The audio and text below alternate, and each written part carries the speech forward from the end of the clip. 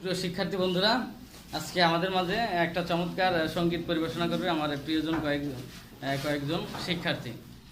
হ্যাঁ, তোমরা শুরু করো।